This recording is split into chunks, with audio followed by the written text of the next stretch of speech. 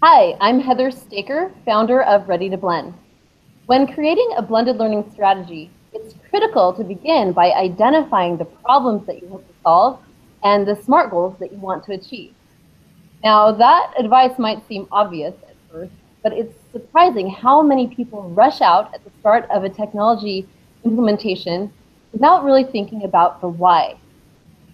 I'm pleased to be joined today by Randy Sumrall, the Executive Director of Technology at Birdville Independent School District in the Dallas-Fort Worth area of Texas. Hi, Randy. Hey, how are you doing today? Great, thanks for joining me. Randy, tell us a little bit about your district.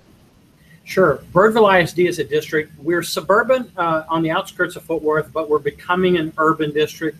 We've been around for many, many years, and our demographics are changing to that. We have a large Hispanic minority in the district now, and that's brought some challenges when we look at the literacy level of the students. So we compete very well in many programs academically, especially our fine arts. We work at it in our athletics to stay competitive. We have a great community. We're actually made up of 7 different cities, and we have a lot of different smaller communities that have come together as to one district. So a great feel of community in Birdville ISD. Sure. And so tell me a little bit about the problems or the opportunities that you wanted to go after when you were identifying the reason for implementing blended learning. Absolutely. The first and foremost problem is that we begin to realize that most of our problems in all subject areas focus around literacy. And the real problem that we have is that we're doing a good job with our students that we've had from the very beginning, but we have a lot of migration now of our students coming in and out of the district. So we find that we get a lot of students whose literacy level is well below their grade level. And we knew we had to change our instruction, but honestly, we were struggling with how to do that. And that's where blended learning came along. After doing a lot of research, we thought that the blended concept would fit best for where we wanted to go. And we actually came up with 2 concepts. We had one, which is our core concept, and then another non-consumption concept. That first core concept was to start focusing on the 9th grade, on the literacy of the students, to see how we can recapture their ability to learn at a 9th grade level, and then give those who are advanced an ability to move on beyond that 9th grade level. And at our non-consumption scenario, it's actually an alternative school. And the interesting thing about that school is that it used to be a pull-out program, and the schedule is only 7:45 to 2:45, and we're finding that we have many students who have children of their own at home. They work 40 hours or more of work a week, and we just don't really have an ability to meet their need learning. No matter where, it's definitely a problem of when. So we thought that we needed to really rebuild that concept. Since it's now its own high school and has been for 2 years, we need to rebuild how the students learn. And in many cases, they need a lot more flexibility in the time and place that they learn. So we decided that the flex model would be good, because those students who have so much of their outside of school life consumed by other things that just keeping their life going, we need to give them a flexible way to be able to stay in school and not drop out and continue to learn. That's really interesting how you chose 2 types of problems.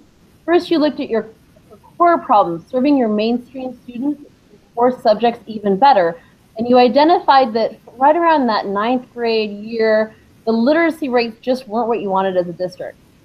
And then secondly, you looked at your non-consumption areas and said, where are students maybe not being served at all? And where might we be able to serve students who otherwise might not be part of the system or might not have access at all to an educational opportunity? And you identified some of these students who are at risk of dropping out or who have dropped out to care for their families or because they have jobs or for some other reason, and said, how can we help them with their literacy also? Is that right? That's absolutely correct. And we also see that the students in the core, when they start to gain the benefit, some of those concepts can help the non-consumption, and some of the things we're addressing in non-consumption are going to help the core. We see some overlap in concepts that are going to help both areas. Interesting. All right, so you identified these 2 different worthy problems. So that would have turned into 2 projects for you. What was the SMART goal that you developed for that first project, looking at your core problem of 9th grade literacy? Sure. Our SMART goal was we will use station rotation and flipped classroom blended learning models at our 3 traditional high schools to decrease the percentage of 6th through 10th grade students scoring below level on our STAR 360 reading screener, while increasing the percentage of 6th to 10th grade students scoring advanced on the STAR and the STAR end of course. And we have particular measures for each year. Now let me add in that even though our focus is 9th grade, this is kind of the year we catch them in. We started with 9th grade as our pilot, but we're going to expand up to 10th grade and all the way down to 6th grade. A couple of years of students every year that we expand until we have this 6 through 10 continuum. But the 9th grade is the key. We have to catch them at a high school because it's such a jump in their academic life. If they're not ready at the 9th grade, we'll lose them through high school and lose them at college and career. But we have to prepare them for the 9th grade. So 9th is our pilot, but we're going to go 6 to 10. That makes a lot of sense. And it's interesting to me that you chose the STAR test, which is the Texas State Standardized Test. Are there metrics that you're capturing on the way to that summative assessment to see if you're on track with hitting that larger goal? Absolutely. It can be a little misleading because you hear the word STAR twice. The first is the STAR 360 reading screener. That is not the STAR test. That is a screener. It's an excellent tool that lets us take a look at the student's literacy level. And we were surprised and honestly a little bit shocked. We just started it this year, and as we looked at it, we began to realize that in our 9th grade classes, the literacy level spans from kindergarten through 12th grade as far as the literacy level of our students. So we realize we really have to change how instruction is happening and how the class is working to get to all of those students and pull them up, so to speak. Interesting. So that 360 is more of a formative tool that you use to make sure you're on track for the larger end goal. Absolutely, and we'll use that multiple times throughout the year to see what progress we're making. And do you have any non-academic measures that you're using?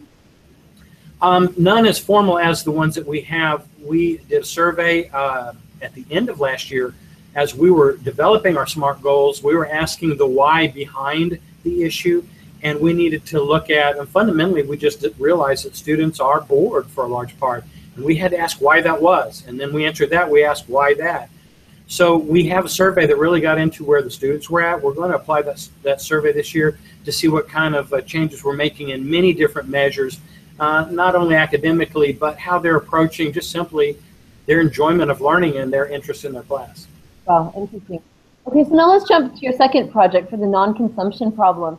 Tell me a little bit about the SMART goal you set for that one.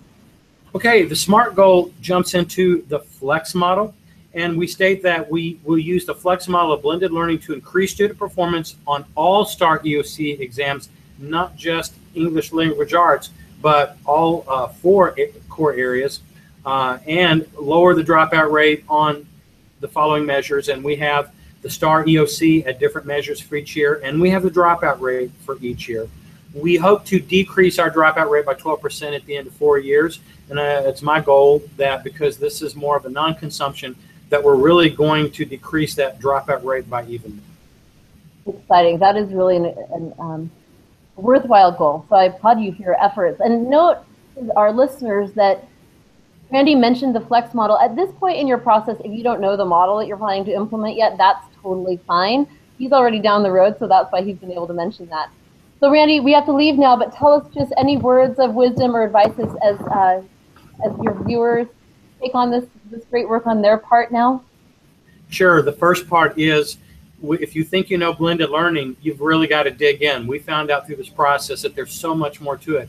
And then once you learn it, you've got to be able to communicate that down through your leadership, down through your principal, who's very key, and to the teachers. And that doesn't happen overnight. But let me tell you this, we have gone into some classrooms to where they've picked up, it's really snapping, and they understand and they're applying the concepts. And the student engagement is phenomenal. I have had discussions with assistant principals and deans of instruction. They say the discipline issues are down. They say turning in of assignments is much earlier and much faster, and that the student performance that they see on the actual lessons has been much better. So there will be some others, and we've got a couple of bumps in the road, not going as fast as we want. But we see every week another step moving towards it. So it's one of those that if you'll stay steady on the trail, you'll make it past that valley of doom, and you'll be seeing phenomenal outcomes. And for us, it hasn't taken very long at all just to get past that first 6 weeks, and we're starting to see things really come together. Exciting. All right, folks. Well, that's Randy Sumrall, Executive Director of Technology at Birdville ISD, a true inspiration. Thanks for joining us today, Randy. Sure, thank you for having me.